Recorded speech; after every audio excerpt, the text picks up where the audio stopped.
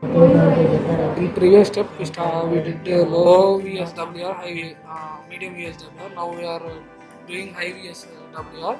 In high VSWR, we use this meter. In the first step, we have to set 3 dB frequency using this scale. When we setting the 3 dB, the scale coincidence at the 0 position. This is the scale we are coinciding using this slotted line. This slotted line coincides with the 10. Exactly at the 10th position, 3 dB is visible. Now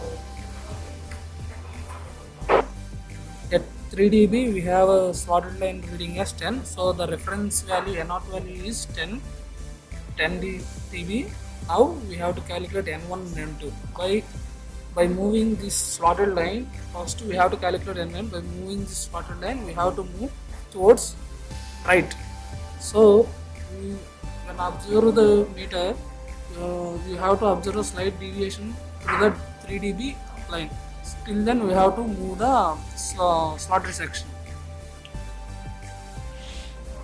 So exactly you can observe the 3 dB deviation.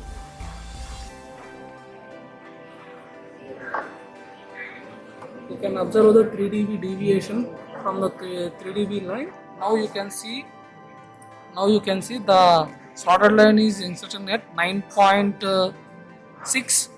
So the N1 value is 9.6. So now we have to go back to the 10 slotted line at the 10th position. So by moving to the 10th, it again goes to the 3 dB frequency. Now we have to move the left side towards the left side.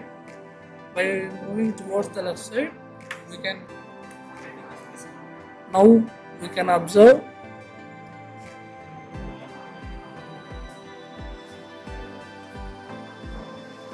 slight deviation from the 3 dB. So slight deviation towards left side while moving towards left side. So now we have to note down the reading as N2 value as. So the 0 line is coincided at 10.6. So the N2 value is 10.6. So we have to calculate D1 and D2.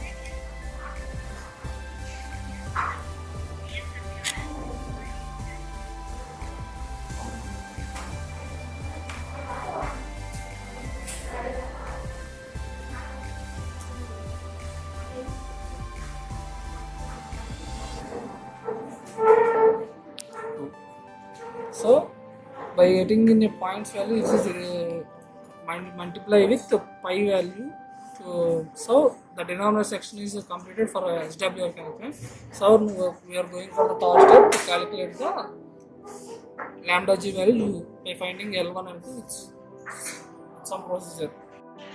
So to calculate the lambda g value, we have to dismantle this SS tuner and matched load. Now we have to go on for the movable shaft, which is used to calculate lambda g value connecting move. In previous step we calculated D1 and D2. So for the lambda g in third step, this is third step. In third step we have to calculate lambda g. For lambda g value we added the movable shaft. So by using this movable shaft, we are going to calculate L1 value, L2 value. By using that L2 and L2 value, we are calculating lambda g. From the lambda g dividing the previous values, we get SWR. So VSWR. So now go to the equipment. By adjusting the SS toner to the 3 dB frequency. Now you can see the reference point 3 dB is set up at 3 dB is adjusted by using the slotted line. So the reading for the reference point is 0 is coincide at exactly 12.3. exactly at the 12.3 the 0 is coincided with the slotted line scale, so the reference point is 12.3. Now, in likewise in the previous step, you have to move left side and right side to calculate x1, x2 by using that L1, L2. So now first move towards left. So while moving towards the left, you have to observe the VSWR meter. If any deflection is observed, we have to stop and note down the reading on the slotted line. So by wearing this towards left side,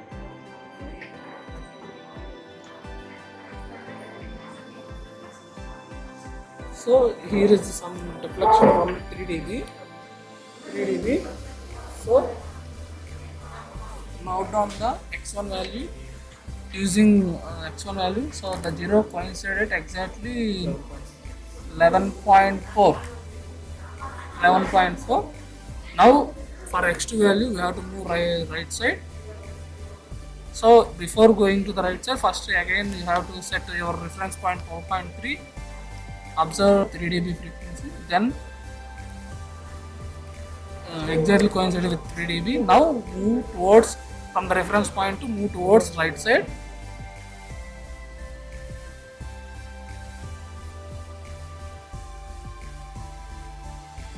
By again we observe deflection at 12.6. So by using the x1 and x2, calculate L1 and L2.